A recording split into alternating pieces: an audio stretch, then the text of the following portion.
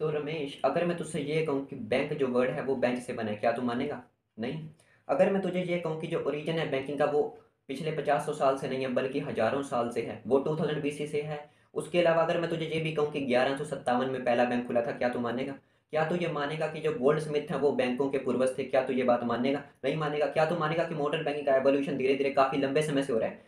तो ये सब चीज कैसे हुई कि बैंक जो है वो बेंच वर्ड से कैसे बना, तो सब कुछ जानेगा तू आज की वीडियो में, लेकिन वीडियो को एंड तक जरूर देखियो। So banks are the part and parcel of our daily life. तो आज की हमारी जो ज़िंदगी है उसका एक अभिन्न अंग बन चुकी है बैंक। तो क्या किसी देश की कल्पना की जा सकती है बैंक के बिना? Because banks are the oldest, biggest and fastest growing financial intermediaries in India. तो भारत में भी बैंक्स ही हैं जो सबसे पुराने हैं, सबसे बड़े हैं और सबसे ज़्यादा फास्टेस्ट ग्रो हुए हैं, जो फाइनेंशियली इंटरमीडिएटरीज का काम करते हैं। और आज की जो लाइफ है उसका एक बहुत ही ज़्यादा इम्पोर्टेंट पार्ट है बैंक, क्योंकि बैंक ही है जो फार्मर्स की नीड हो या बिजनेसमैन की नीड हो, एंटरप्रेन्योर्स की नीड हो या गवर्नमेंट की नीड हो, यानी कि जो भी सोसाइटी के अदर सेगमेंट है सभी की नीड्स को पूरा करता है बैंक। तो बैंक ही है जो कंट्रीब्यूट करता है किसी भी कंट्री के इकोनॉमिक ग्रोथ में, और बैंक के बिना किसी भी देश की इकोनॉमिक ग्रोथ नहीं हो सकती। अगर कुछ दिनों के लिए, सम डेज के लिए भी बैंक अगर किसी देश में बंद हो जाए तो वहाँ पर एक तरह से इकोनॉमिक क्राइसिस की सिचुएशन आ जाती है, क्योंकि इसके बिना कोई भी काम नहीं चल सकता। Because a bank may be defined as an institution that accept deposit, make loans, pays cheque and provide financial services. तो वो बैंक ही है जो डिपॉजिट को एक्सेप्ट करता है, लोन देता है, चेक की पेमेंट करता है और भी कई सारी फाइनेंशियल सर्विसेज पे करता है। तो a bank is a financial intermediary for the safeguarding, transferring, exchanging और लैंडिंग ऑफ मनी। तो मनी को एक्सचेंज करना है, लैंड करना है, सेफ रखना है या ट्रांसफ़र करना है, तो सबसे इम्पोर्टेंट है इसमें, यानी कि सबसे अच्छा जो माना जाता है वो बैंक ही है। तो जो बैंक का प्राइमरी रोल क्या होता है कि वो लोगों से डिपॉजिट लेगा, यानी कि जिनके पास सरप्लस है कैपिटल उनसे लेगा डिपॉजिट के रूप में पैसे, और जिन पर्सन्स को ज़रूरत है उन्हें लोन के रूप में देगा, यानी कि जिनके पास कैपिटल की कमी है या फिर जिन्हें अपना नया बिजनेस वगैरह स्टार्ट करना है तो जिनको लोन की ज़रूरत है उन्हें देगा। तो ये जो बैंक का प्राइमरी पर्पस है, मेन रोल है। They are the most important depository of public saving and most important distributor of finance. तो फाइनेंस को डिस्ट्रीब्यूट करने में बैंक का काफ़ी ज़्यादा बड़ा योगदान है ही, यानी कि सबसे ज़्यादा मोस्ट इम्पोर्टेंट है आज की लाइफ में। उसी के साथ साथ जो डिपॉजिटरीज होते हैं उनके लिए भी बैंक ही हैं, यानी कि बैंक जो एक हमारी लाइफ का इतना बड़ा हिस्सा बन चुके हैं, वो ओल्डेस्ट भी हैं इंडिया के अकॉर्डिंग बात करें तो, वो बिगेस्ट भी हैं और वो फास्टेस्ट ग्रोइंग भी हैं। तो कहीं ना कहीं बैंक्स जो हैं वो काफ़ी ज़्यादा इम्पोर्टेंट है। तो ये थी बैंक्स के इंट्रोडक्शन की बात। अब बारी आती है कि सेक्शन जो 5B है बैंकिंग रेगुलेशन एक्ट 1949 का, वो क्या कहता है कि बैंकिंग की डेफिनेशन क्या है। So banking means the accepting for the purpose of lending और investment of deposit of money from public. तो पब्लिक से पैसे को, मनी को एक्सेप्ट करना, किस पर्पस के लिए कि उस पैसे को बैंक आगे उधार देगा, लैंड देगा या इन्वेस्ट करेगा कहीं और, पब्लिक का पैसा रीपेबल ऑन डिमांड। और जब पब्लिक डिमांड करेगी, यानी कि जिस पर्सन ने डिपॉजिट करवाए थे, जब वो डिमांड करेगा तो बैंक उसे वापस दे देगा। और otherwise and withdrawable by cheque, draft, order और अदरवाइज। तो इसी तरह से या तो वो खुद डिमांड करेगा या चेक की थ्रू भी वो डिपॉजिटर कह सकता है कि पेमेंट कर दीजिए, या फिर ड्राफ्ट के द्वारा भी वो अपना पैसा निकलवा सकता है। तो ये थी बात बैंक की कि किस तरह से बैंक हमारी लाइफ का इम्पोर्टेंट पार्ट बन चुके हैं। तो अब बारी आती है कि ओरिजिन कब हुआ बैंक का, ये जो बैंक वर्ड है ये कहाँ से आया, मॉडर्न बैंकिंग का ओरिजिन कैसे हुआ, क्या बैंकिंग अभी 50-100 साल से ही है या काफ़ी लंबे समय से है। तो आज की वीडियो में कंप्लीट बात करने वाले हैं कि ओरिजिन कहाँ से हुआ बैंकिंग का, ये इंट्रोडक्शन कहाँ से हुआ, एंसेस्टर्स के बारे में बात करेंगे बैंक की कि बैंक के पूर्वज कौन से हैं। So let's start today's video.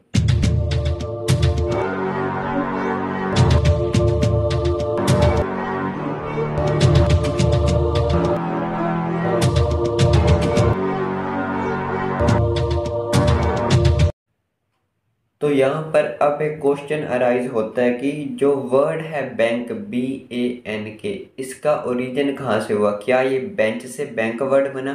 तो उसी के बारे में बात करेंगे अब, और आपको कुछ ही देर में आपकी स्क्रीन पर एक डायग्राम भी दिखाई देगा। The term bank is being used since long time but there is no clear conception regarding the beginning. तो जो बैंक का वर्ड है ये काफ़ी लंबे समय से यूज़ हो रहा है, लेकिन इसके बारे में कोई क्लियर कंसेप्ट नहीं है, कंसेप्शन नहीं है शुरू से ही कि ये कहाँ से शुरू हुआ।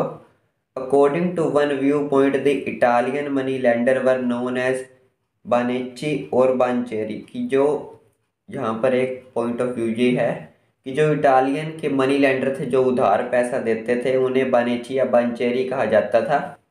क्यों कहा जाता था? Because these people kept a special type of table to transact their business called बेंची। तो वो अपने पास एक खास टेबल रखते थे जिसे BNCHI बेंची कहा जाता था। According to another view point, एक और पॉइंट ऑफ व्यू के according, the word bank is derived from German word bank BANCK। तो ये जो जर्मन का वर्ड है, एक पॉइंट ऑफ व्यू के अकॉर्डिंग यहाँ से बैंक वर्ड आया है, BANCK से बन गया बैंक, विच मीन्स हीप और ए माउंट, जिसका मीनिंग है ढेर। यानी कि जो BANCK बैंक वर्ड है जर्मन में, उसका मीनिंग है हीप या ढेर। Italian started using the name बैंको BANCO।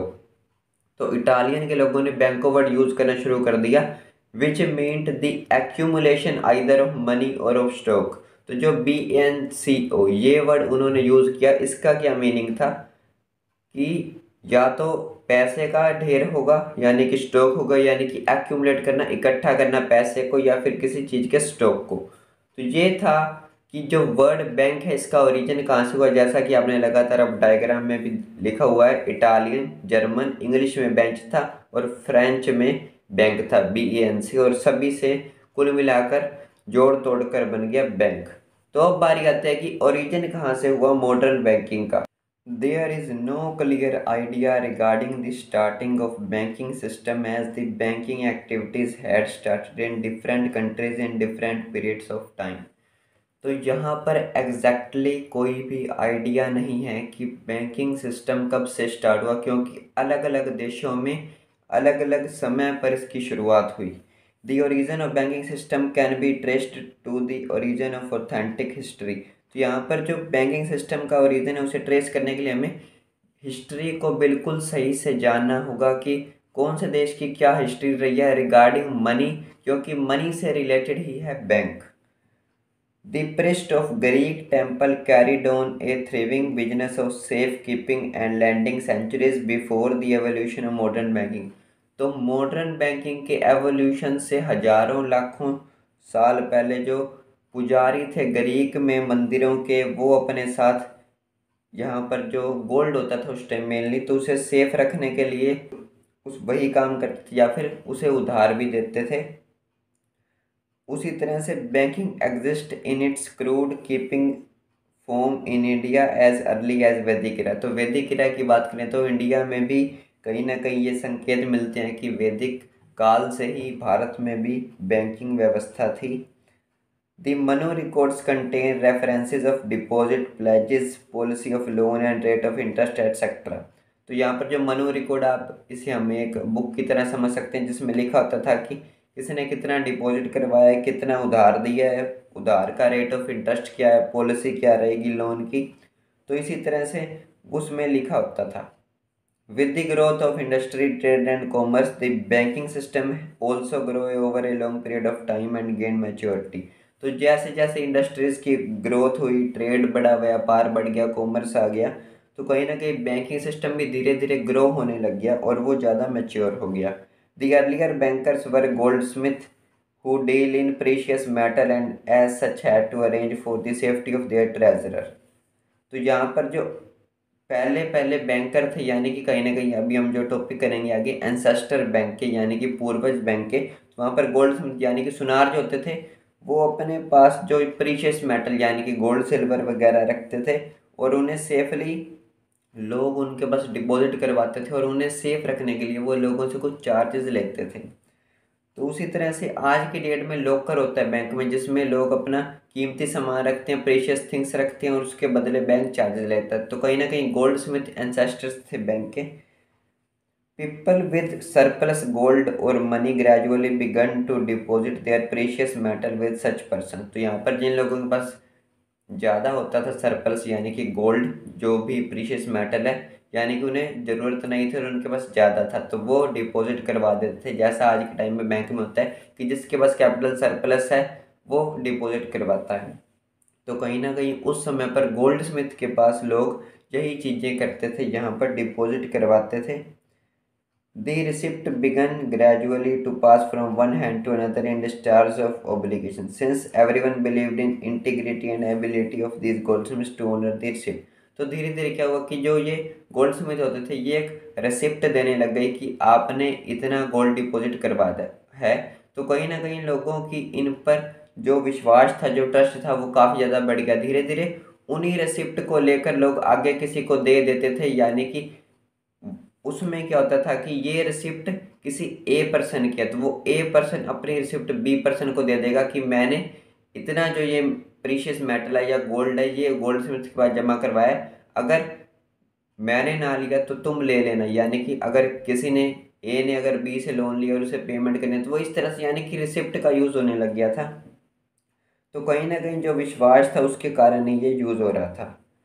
These receipt then began to circulate as bank note. तो कहीं ना कहीं ये जो रिसिप्ट थी ये एक तरह से बैंक नोट की तरह चलने लग गए थे।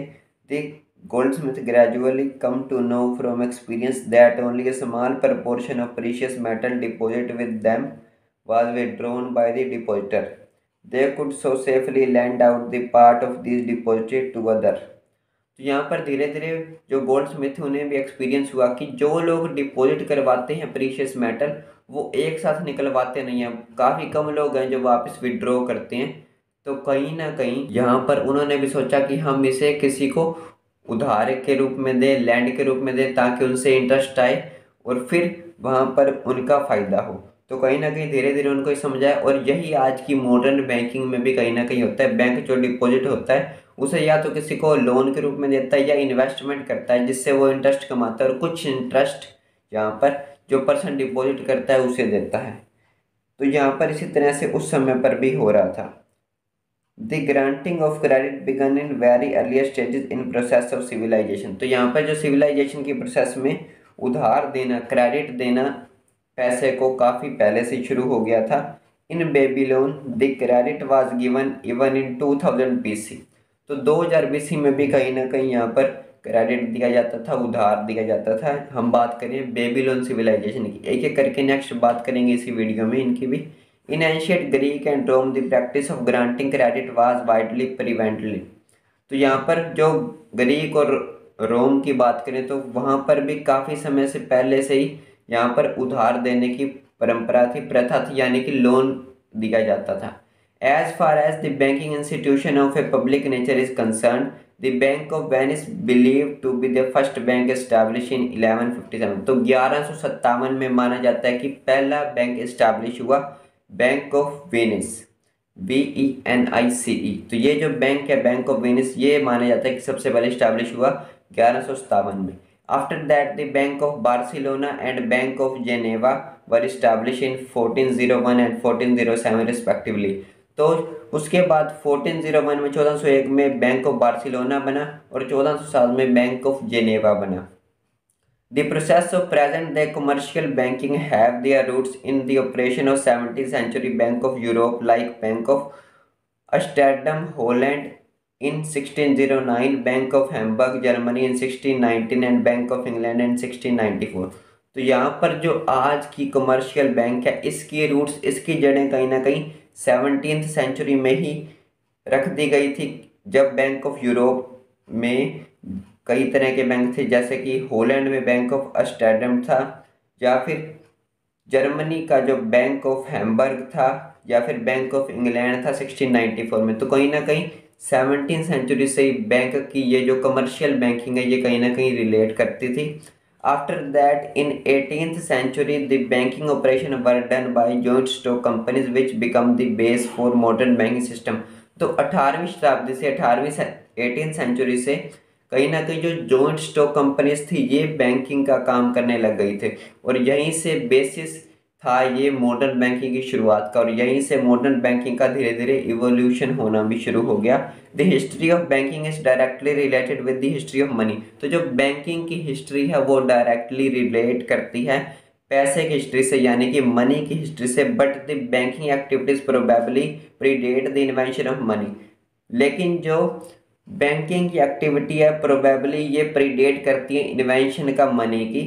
Initially deposit consisted of food grain cattle agricultural implement and eventually precious metals like gold. तो स्टार्टिंग में जो डिपॉजिट होता था वो या तो फूड ग्रेन के रूप में होता था, या कैटल के रूप में होता था, या एग्रीकल्चर से जो हार्वेस्ट वगैरह होती थी वो होता था। उसके बाद फिर प्रीशियस में से गोल्ड वगैरह का यहाँ पर डिपॉजिट होता था। तो कहीं ना कहीं बैंकिंग के आने से ही हम कह सकते हैं पैसे की शुरुआत हुई, या पैसे की शुरुआत से बैंकिंग आई। तो कहीं ना कहीं इंटर रिलेटेड है। अब बारी आती है कि बैंक का इंट्रोडक्शन कैसे हुआ, या फिर मनी का इंट्रोडक्शन कैसे हुआ। Introduction to money and bank, और ओरिजिन कहाँ से हुआ, इवोल्यूशन कैसे हुआ, एंसेस्टर कैसे हुआ, या फिर कौन थे, और मॉडर्न बैंकिंग क्या थी। तो एक डायग्राम भी दिखेगा कुछ ही देर में आपको आपकी स्क्रीन पर, उसके अकॉर्डिंग बात करेंगे। तो यहाँ पर डायग्राम के अकॉर्डिंग भी अगर हम बात करें तो सबसे पहले आता है ओरिजिन ऑफ बैंकिंग में introduction of money and bank.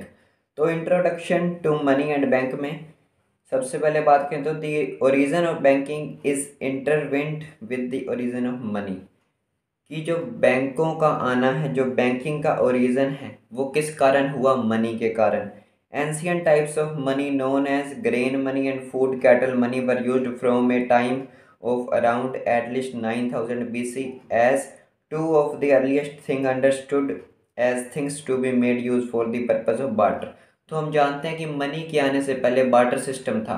तो 9000 BC तक भी अगर हम बात करें तो काफ़ी पुराने समय से ही हम मनी कह सकते हैं। लेकिन आज जो मनी है हमारे पास, पेपर मनी है, क्रिप्टो करेंसी है, तो ये सब चीज़ पहले नहीं थी। पहले लोग बार्टर सिस्टम का इस्तेमाल करते थे, यानी कि किसी को अगर गेहूं की ज़रूरत है और दूसरे पर्सन के पास बकरियां हैं तो वो एक्सचेंज कर लेते थे। लेकिन उसमें काफ़ी ज़्यादा दिक्कत आती थी, क्योंकि एक पर्सन को माना नीड है गेहूं की, लेकिन दूसरे पर्सन को अगर नीड नहीं है कैटल्स की, यानी कि बकरियां गोट वगैरह की, तो वो क्यों आपस में एक्सचेंज करेंगे। इसी कारण से मनी आई। तो सबसे पहले यहाँ पर जो बार्टर सिस्टम था, फिर यहाँ पर लेदर कॉइन्स बनाए गए, फिर एल्यूमिनियम कॉइन्स आए, उसके अलावा कॉपर के, गोल्ड सिल्वर के, फिर पेपर की करेंसी आ गई, और उसके बाद आजकल जो क्रिप्टो करेंसी है, हमने क्रिप्टो करेंसी पर भी एक कंप्लीट वीडियो बनाई है कि ये कैसे काम करता है, तो उसका लिंक आपको डिस्क्रिप्शन में मिल जाएगा।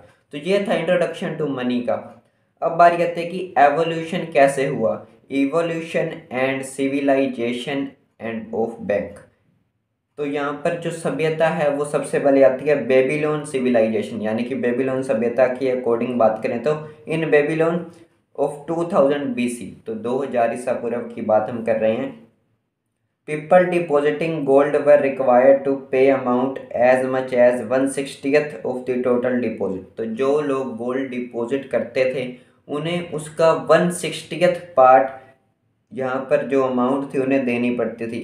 चाहे तो हम इसे चार्जेस के नाम पर कह सकते हैं। तो यानी कि जो वो पीपल जो थे, जो लोग गोल्ड को डिपॉजिट करते थे, उन्हें रिक्वायर्ड होता था कि वो उसका 1/60 पार्ट, यानी कि जो टोटल गोल्ड उन्होंने डिपॉजिट किया उसका 1/60 पार्ट वहाँ पर डिपॉजिट करें। Both the places and the temple are known to have providing landing and issuing from the wealth they held. तो यहाँ पर जो भी प्लेसेस थे, यानी कि जिन लोगों के पास पैसे थे, या फिर जो टेम्पल्स थे, तो उनके पास जो पैसे वगैरह थे, उनके पास खजाने होते थे, जो गोल्ड सिल्वर के कॉइन होते थे, तो वो लोगों को उधार देते थे पैसा, और उनसे डिपॉजिट भी वो लोग लेते थे। यानी कि लोग उनके पास पैसे डिपॉजिट भी करते थे, यानी कि जो उस टाइम के पैसे, यानी कि कॉइन्स वगैरह होंगे जो, और वहाँ से वो लैंड भी करते थे। These kinds of loan typically involved issuing seed grain with repayment from harvest। तो आमतौर पर ये जो लोन दिए जाते थे उनके द्वारा, ये वो देते थे कि फसलों की बिजाई के लिए, जो सीड्स ग्रेन के लिए, यानी कि जो फसलों की बिजाई के लिए लोग इनसे आमतौर पर लोन लेते थे, और उन्हें जो रीपेमेंट करनी होती थी वो कैसे होती थी, यानी कि जो वो फसल उगाएंगे उसमें से कुछ हिस्सा इन्हें देना होगा। तो इस तरह से यहाँ पर बेबीलोन सिविलाइजेशन था, जो स्टार्टिंग हम 2000 BC की बात करें तो। उसके बाद बारी आती है वैदिक इरा की, जो डायग्राम भी आपके सामने। तो वैदिक इरा की बात करें तो in ancient India there are evidence of loans from Vedic period. तो वैदिक पीरियड की बात करें अगर हम, इंडिया की बात है, पुराने भारत में यहाँ पर कहीं ना कहीं संकेत मिलते हैं, सबूत मिलते हैं, एविडेंस मिलते हैं कि वैदिक काल से ही यहाँ पर लोन की प्रथा थी। Banking exist in its crude form in India as early as Vedic era। तो वैदिक काल से ही इंडिया में कहीं ना कहीं यहाँ पर बैंकिंग की सिस्टम था, एग्जिस्ट करता था। दी मनु रिकॉर्ड्स क्या है, इसे हम मनु अभिलेखों कहते हैं, यानी कि आप इसे बुक से भी समझ सकते हैं कि ये एक बुक थी जिसमें रिकॉर्ड होता था सब कुछ। The Manu records contain references of deposit, pledges, policy of loan and rate of interest. तो उसमें सब कुछ लिखा होता था कि किसने कितना लोन लिया है, उस पर कितना इंटरेस्ट लगेगा, क्या पॉलिसी रहेगी, कौन सी प्लेजेस हैं, तो सब चीज़ उसमें लिखी होती थी। यह थी वैदिक इरा की बात, यानी कि इंडिया से रिलेटेड। अब जो दूसरे देश थे उनकी भी बात करेंगे हम धीरे धीरे। उसके बाद थर्ड की बात करें तो वो है मौर्य डायनेस्टी। तो जो मौर्य वंश की बात हो रही है, during the Maurya dynasty an instrument call adesh was in use. तो मौर्य डायनेस्टी जब उनका शासन होता था उस वक्त पर आदेश नाम का एक सिस्टम यूज किया जाता था, which was an order on a banker desiring him to pay the money of note to the third person which correspond to the definition of bill of exchange as we understand it today. तो आज के time में जो हम bill of exchange देखते हैं, यानी कि एक पर्सन ने दूसरे पर्सन को आज के टाइम में एक नोट लिख के देता है बिल ऑफ एक्सचेंज की, मैं इतने टाइम बाद या फिर इस डेट को इतनी पेमेंट कर दूंगा। लेकिन उस पर्सन को अगर पहले नीड होती है तो वो बैंक से उसे एनकैश करवा लेता है। उसी तरह से मौर्य डायनेस्टी के टाइम पर वहाँ पर आदेश नाम का एक वो, इसे हम बिल ऑफ एक्सचेंज भी कह सकते हैं, तो उस टाइम पर उसका नाम आदेश था। उसमें लिखा होता था वो किसी थर्ड पर्सन को देकर उससे पेमेंट ली जा सकती थी। तो यानी कि आज का bill of exchange Maurya dynasty का आदेश था। During the Buddhist period, there was considerable use of these instruments. Merchants in large town gave letter of credit to one another. तो जो बुद्धिस्ट पीरियड था यानी कि बौद्ध काल के दौरान भी, तब भी इस तरह के इंस्ट्रूमेंट जैसे कि बिल ऑफ एक्सचेंज वगैरह का यूज़ होता था। और जो मर्चेंट होते थे, व्यापारी होते थे बड़े बड़े शहरों के, वो लेटर ऑफ क्रेडिट देते थे एक दूसरे को। लेटर ऑफ क्रेडिट होता है साख पत्र, यानी कि आज के टाइम में भी letter of credit international business में काफ़ी ज़्यादा यूज़ होता है, क्योंकि जब भी पेमेंट करनी होती है तो वहाँ पे उसे लेटर ऑफ क्रेडिट दे दिया जाता है कि इस टाइम बाद या फिर इस डेट को यहाँ पर पेमेंट होगी। तो कहीं ना कहीं यहाँ पर बैंकिंग का जो रिलेशन है वो काफ़ी पुराने समय से है इंडिया से भी। फोर्थ पॉइंट आता है रोमन सिविलाइजेशन। तो रोम की जो सभ्यता थी उसके अकॉर्डिंग बात करें तो Roman banking activities were an economic situation which had a crucial presence with in temple. तो यहाँ पर जो रोमन काल की बात करें तो वहाँ पर जो बैंकिंग एक्टिविटीज़ थी उसमें सबसे बड़ा योगदान मंदिरों का होता था, टेम्पल्स का होता था। For instance the mining of coin occur with in temple. तो जो यहाँ पर सिक्कों की माइनिंग की जाती थी, जो कॉइन्स की माइनिंग होती थी वो टेम्पल के बीच में ही होती थी।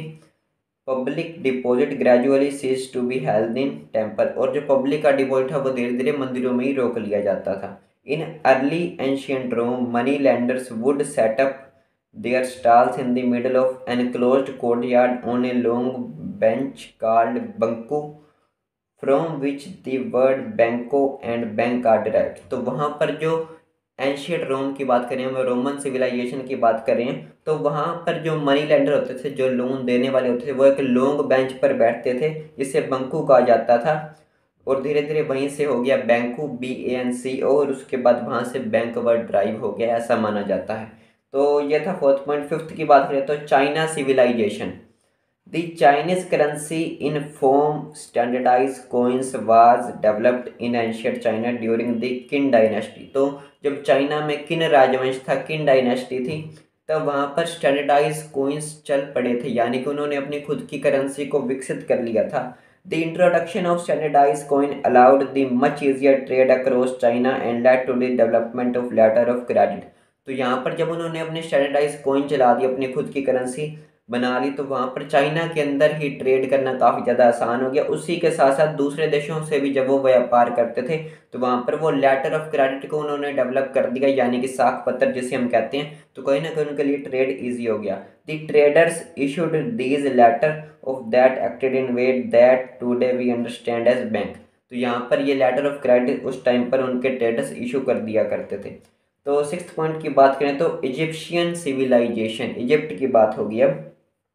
About the time of 18th century BC, 18वीं शताब्दी की बात करें तो amount of gold were deposited within the boundaries of temple building of Egypt for reasons of security. तो वहाँ पर 18वीं शताब्दी में इजिप्शियन सिविलाइजेशन में यहाँ पर जो भी गोल्ड डिपॉजिट होता था वो मंदिरों की चार दीवारी के बीच में ही होता था, क्योंकि वहाँ पर मंदिरों के बीच में ज़्यादा सिक्योर माना जाता था इस तरह की ट्रांजैक्शन को करना। In Egypt from earlier times, grains have an intrinsic value as food function in addition to precious metal as money। तो इजिप्ट में काफ़ी पहले से ही यहाँ पर ग्रेन्स को काफ़ी ज़्यादा इम्पोर्टेंस दी जाती थी। उसी के बाद वहाँ पर प्रीशियस मेटल आए और फिर मनी आ गई, यानी कि वहाँ पर ग्रेन्स की भी उतनी वैल्यू थी जितनी प्रीशियस मेटल्स की थी या मनी की थी। तो लास्ट एंड सेवन्थ पॉइंट की बात करें तो ग्रीक सिविलाइजेशन। ग्रीक की बात करें तो in ancient Greek lenders based in temple perform banking activities, different banking activities such as loans, deposit, currency exchange and validation of coinage were performed in Greek temple. तो वहाँ के जो lander थे Greek के, वो अपना सब काम ग्रीक के मंदिरों में ही करते थे, चाहे वो लोन देना हो, डिपॉजिट लेना हो, करेंसी को एक्सचेंज करना हो या फिर वैलिडेशन करना हो, सब काम वो मंदिरों के बीच में ही करते थे। Private and civic entities in ancient Greek राइथिस was the first individual banker who operated as a merchant banker. तो यहाँ पर ग्रीक का जो राइथिस था उसे पहला इंडिविजुअल बैंकर माना जाता है जो काम कर पाया मर्चेंट बैंकर के अकॉर्डिंग। तो ये थी बात कि इवोल्यूशन कैसे हुआ। अब बारी आती है एंसेस्टर्स ऑफ बैंक, जो कि डायग्राम में भी दिख रहा है। So according to Carothers, modern banking has three ancestor, की मॉडर्न बैंकिंग के तीन एंसेस्टर हैं। Number one is goldsmith, number second is merchants and third one is money lender. तो इसे हम चार पार्ट्स में डिवाइड कर देंगे। सबसे पहले आता है गोल्ड स्मिथ। तो गोल्ड स्मिथ यानी कि सुनार हो गई। The earlier history of modern banking started with the goldsmith of London in 17th century. तो ये जो मॉडर्न बैंकिंग का इतिहास है ये 17वीं शताब्दी में जो लंदन के गोल्ड स्मिथ थे वहाँ से शुरू हुआ। Goldsmith deals with precious metal, they necessarily provided secure safe to protect them. तो यहाँ पर जो गोल्ड स्मिथ होते थे वो प्रीशियस मेटल्स का लेन देन करते थे, उनके पास एक खास सिक्योर तिजोरी हुआ करती थी। Money was held in the form of gold and silver coin at that time. तो उस टाइम पर गोल्ड और सिल्वर कोइन ही मनी होता था। People started living their precious bulletin and coin in the custody of goldsmith. और लोग अपना जो कीमती प्रीशियस मेटल थे, गोल्ड वगैरह था, वो गोल्ड स्मिथ के पास उनकी कस्टडी में ही रखते थे। And goldsmith begin imposing charges for safe keeping service. और गोल्ड स्मिथ उनसे कुछ चार्जेस लिया करते थे, क्योंकि वो लोग उनके गोल्ड को सेफ रख रहे हैं तो उसके नाम पर वो उनसे चार्जेस लिया करते थे। सेकंड पॉइंट यहाँ पर हम इसे बना सकते हैं गोल्ड स्मिथ नोट्स, क्योंकि पहले गोल्ड स्मिथ आए उसके बाद वो नोट्स का क्या लिंक हुआ वो देख लेते हैं। Gold Smith notes, the next phase in the growth of banking came from when the receipt of deposit with goldsmith stated to be used as a means of payment। तो यहाँ पर अगला स्टेज तब आया जब गोल्ड स्मिथ जो थे वो नोट्स इशू करने लग गए। यानी कि पहले क्या होता था कि लोग अपना गोल्ड उनके पास रखते थे, वो उनसे कुछ चार्जेस लेते थे और उस सेफ कस्टडी में रखते थे।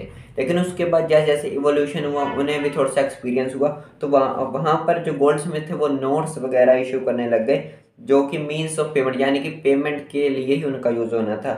People started keeping gold, silver and coins with goldsmith in exchange for warehouse receipt और goldsmith notes।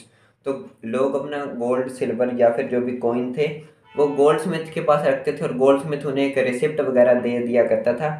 These receipt became a medium of exchange and means of payment. और इन्हीं रिसिप्ट को लोग आगे जहाँ पर यूज़ करने लग गए, चाहे उन्हें पेमेंट करनी हो तो वहाँ पर वो ये रिसिप्ट वगैरह दिखा देते थे या दे देते थे कि ये रिसिप्ट पर आपको वहाँ से पेमेंट यानी कि जो गोल्ड था वो मिल जाएगा। तो कहीं ना कहीं गोल्ड स्मिथ नोट्स के आने से यहाँ पर थोड़ा सा इवोल्यूशन और हो गया। थर्ड वन की बात करें तो वो आता है मर्चेंट, व्यापारियों का क्या योगदान रहा इसमें, यानी कि बैंकिंग की जो इवोल्यूशन हुआ।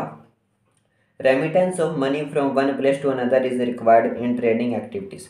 तो पैसे को एक जगह से दूसरी जगह भेजना काफ़ी ज़्यादा ज़रूरी था अगर आपको ट्रेडिंग करनी है, यानी कि व्यापार में। It is one of the significant functions of A bank. और ये एक बैंक के लिए काफ़ी ज़्यादा महत्वपूर्ण है कि पैसे को एक जगह से दूसरी जगह ट्रांसफ़र करना। The merchants with high and wide spread reputation or credit started to issue documents which were taken as the title of due to possibility of theft of gold or silver money during transportation।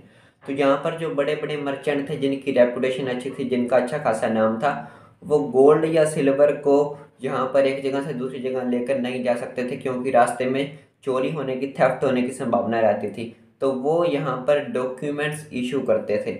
It gave rise to the institution of hundi. Hundi को हम जानते हैं क्या होता है कि क्योंकि पुराने टाइम में क्या होता था कि एक जगह से दूसरी जगह अगर पैसा लेकर किसी को जाना है तो वहाँ पर रास्ते में चोरी होने की संभावना है, तो एक पर्सन वहाँ पर हुंडी बनाकर दे देता था कि जो पर्सन जा रहा है उसे कि ये हुंडी को आप उस पर्सन को उधर जाकर देना और वो आपको पेमेंट कर देगा, ताकि रास्ते में चोरी होने की कोई संभावना ना रहे।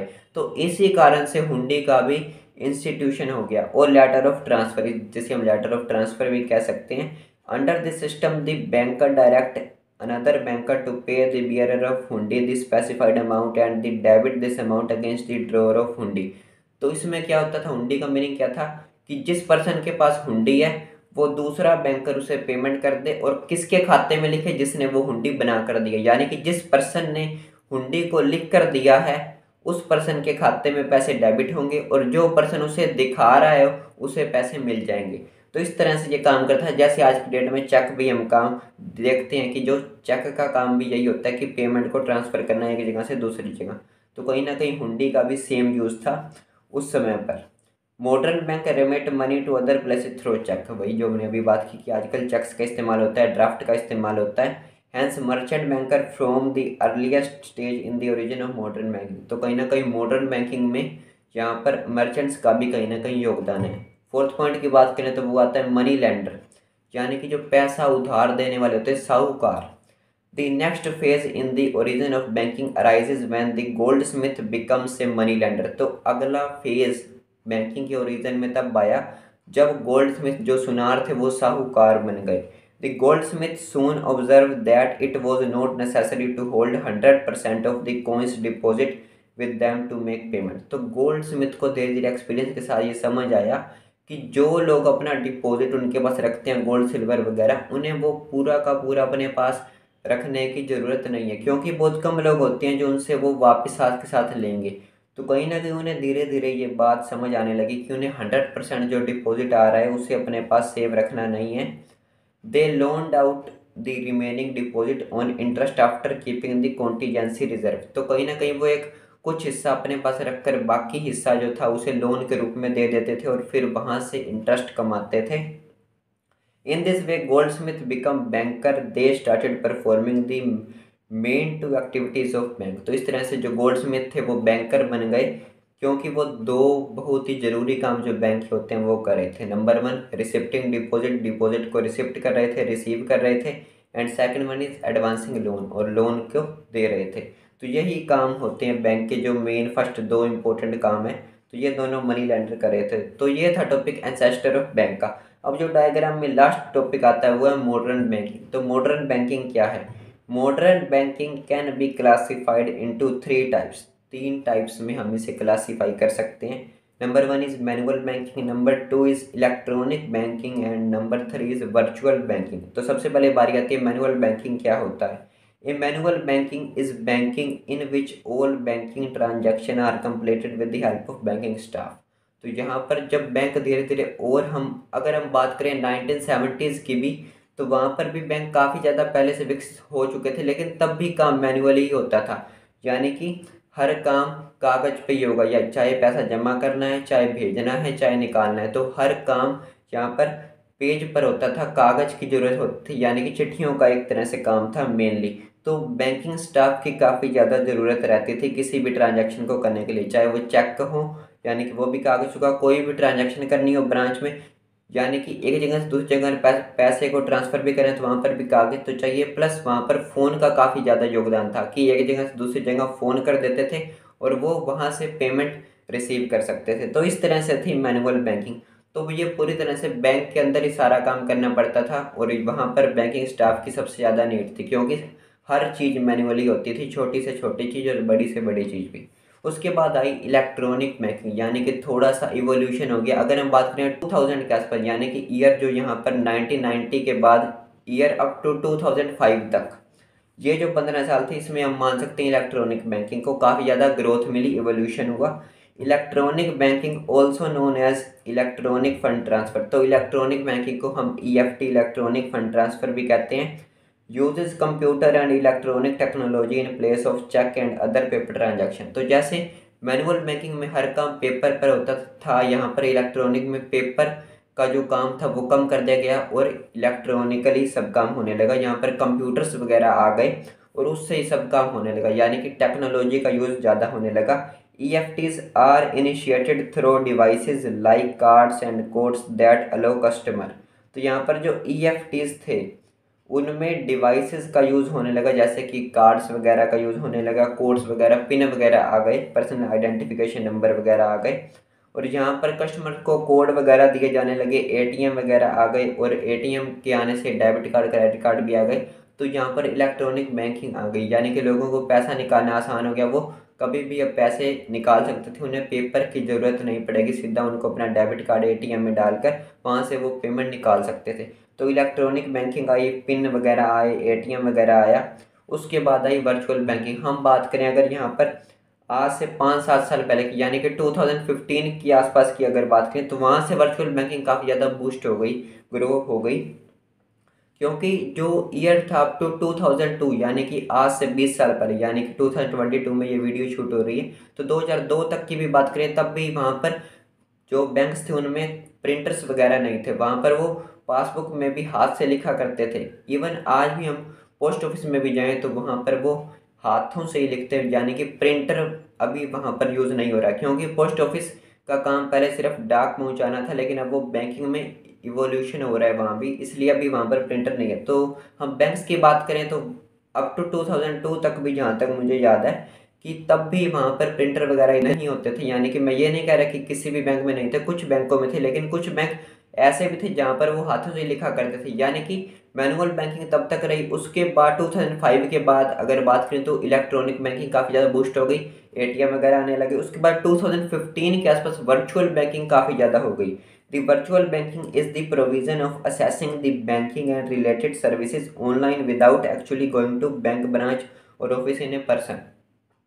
तो वर्चुअल बैंकिंग क्या था कि आपको बैंक से पेमेंट डिपॉजिट करनी है या निकलवानी है, आपको सब काम अपने मोबाइल फ़ोन से कर सकते हैं, वर्चुअली कर सकते हैं। आपको बैंक में जाने की ज़रूरत नहीं है, आपको किसी पेपर की ज़रूरत वगैरह नहीं है, आपको किसी फॉर्म को नहीं भरना है, कोई पेन स्लिप नहीं भरनी, कोई विड्रॉल फॉर्म नहीं भरना, यानी कि सब काम वर्चुअली होगा। Simply availing the banking services through an extensive use of information technology without any requirement for physical walk in premises is called virtual banking. तो वर्चुअल बैंकिंग की हम डेफिनेशन क्या कहेंगे कि वर्चुअल बैंकिंग वो है कि इंफॉर्मेशन टेक्नोलॉजी का यूज़ करके जहाँ पर अपने ट्रांजैक्शन को करना, यानी कि जो फिज़िकली हम जाना है बैंक में, फिज़िकली जाने को ख़त्म करके यहाँ पर वर्चुअली काम होने लगा। Any financial institution that offer the traditional banking services online is termed as virtual bank. तो कोई भी फाइनेंशियल इंस्टीट्यूशन जो अपनी ट्रेडिशनल बैंकिंग सर्विसेज को ऑनलाइन यहाँ पर प्रोवाइड करते हैं उसे वर्चुअल बैंक भी कह सकते हैं। Virtual banking enables a customer to pay bill, online billing start हो गई, checking account detail online check होने लग गई, लोन्स भी हम ऑनलाइन यहाँ पर ले सकते हैं, विड्रॉ करना ईजी हो गया, मनी को डिपॉजिट करना ईजी हो गया, any time as per convenience. जैसे भी खुद को पर्सन को सही लगे वो किसी भी टाइम पर अपना डिपॉजिट कर सकता है, पैसा और निकाल भी सकता है। उसी के बाद यानी कि पेटीएम, गूगल पे, फ़ोन पे, तो काफ़ी सारी सर्विसेज आई। अब हर बैंक अपनी सर्विसेज अलग अलग एक ऐप पर देने लग गए। अपना अगर किसी को अकाउंट डिटेल चेक करनी है, कोई नई डिटेल ऐड करवानी है, कोई वेरीफाई करवाना है, इवन अब तो अकाउंट नया अगर ओपन करवाना है, न्यू अकाउंट के लिए भी बैंक में जाने की ज़रूरत नहीं पड़ती, यहाँ पर ऑनलाइन ही आप ओपन करवा सकते हैं। तो वेरिफिकेशन भी ऑनलाइन ही होने लगी। तो ये था कंसेप्ट कि बैंकिंग कहाँ से आई, बैंकिंग का ओरिजिन कैसे हुआ, वर्ड जो है बैंक वो कहाँ से आया। उसके बाद हमने बात की यहाँ पर इवोल्यूशन कैसे कैसे हुआ। पहले मनी इंट्रोड्यूस हुई, फिर बैंकिंग का इवोल्यूशन हुआ, फिर बैंक के पूर्वज यानी कि एंसेस्टर कौन से थे, उसके बाद मॉडर्न बैंकिंग के 3 पॉइंट। तो यही था इस वीडियो में। नेक्स्ट वीडियो में बात करें कि बैंक की डेफिनेशन क्या और कस्टमर की डेफिनेशन क्या है, उनका रिलेशनशिप कैसा है या फिर क्यों है, और कब कब उनका रिलेशनशिप शुरू होगा और कब ख़त्म हो जाएगा। तो यही था इस वीडियो में। Thanks for watching.